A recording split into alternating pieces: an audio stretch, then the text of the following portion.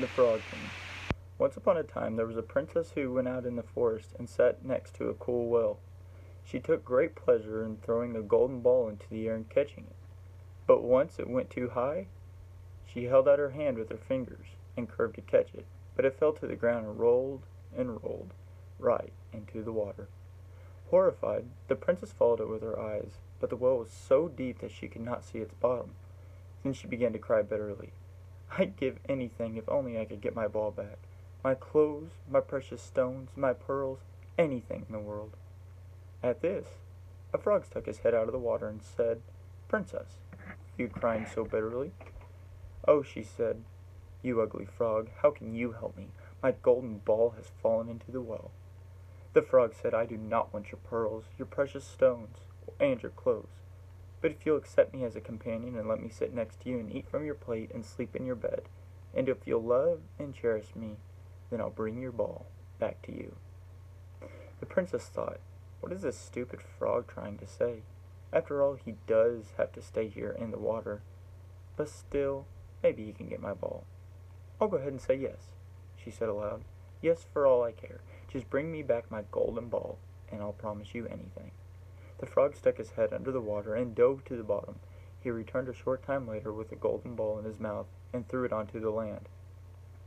When the princess saw her ball once again, she rushed toward it, picked it up, and was so happy to have it in her hand again that she could think of nothing else than to run home with it. The frog called after her, "Wait, princess, take me with you like you promised." But she paid no attention to him. The next day the princess was sitting under her table when she heard something coming up the marble steps. Plop, plop. Then there came a knock at the door, and a voice called out, "Princess, princess, open the door for me." She ran and opened the door, and it was the frog, whom she had put completely out of her mind. Frightened, she slammed the door and returned to the table. The king saw that her heart was pounding and asked, "Why are you so afraid?" "There's a frog, a disgusting frog out there," she said, "who got my golden ball out of the water. I promised him that he could be my companion, but I didn't think he could leave the water. But now he is just outside the door and wants to come in." Just then there came a second knock at the door, and a voice called out, "Youngest daughter of the king, open your door for me. Don't you know what yesterday you said to me down by the well?" "Youngest daughter of the king, open your door for me." The king said, "What have you promised? You've got to keep. Go and let the frog in." She obeyed the frog and hopped in, then followed her up to her chair. After she sat down again, he called out, "Lift up me onto your chair and let me sit next to you." The princess did not want to, but the king commanded her to do it. When the frog was seated next to her, he said, "Now push your golden plate closer. I want to eat from it." She had to do this as well. When he'd eaten all he wanted, he said, "Now I am tired and I want to sleep. Take me to your room, make your bed, so we can lie in it together." The princess was horrified when she heard that. She was afraid the cold frog did not dare to even touch him, and yet he was supposed to live next to her in her bed. She began to cry and didn't want to at all. Then the king became very angry and commanded her to do what she had promised. There was no helping it. She had to do what her father wanted. But in her heart, she was bitterly angry.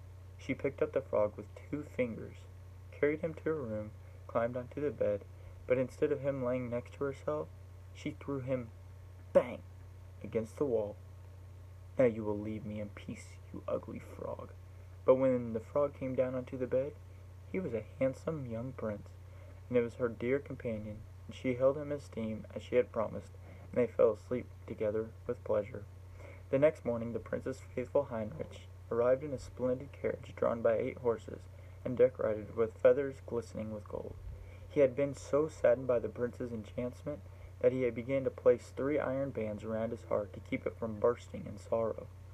The prince climbed onto the carriage with the princess.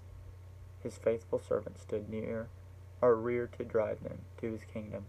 After they had gone a short distance, the prince heard a loud crack. He turned around and said, "Heinrich, the carriage is breaking apart." "No, my lord, the carriage is not, but one of the bands surrounding my heart has suffered with great pain. When you were sitting in the well, when you were a frog." Once again, then once again. The prince heard cracking sounds and thought that the carriage was breaking, but it was the band springing from faithful Heinrich's heart, because his master was now redeemed happy.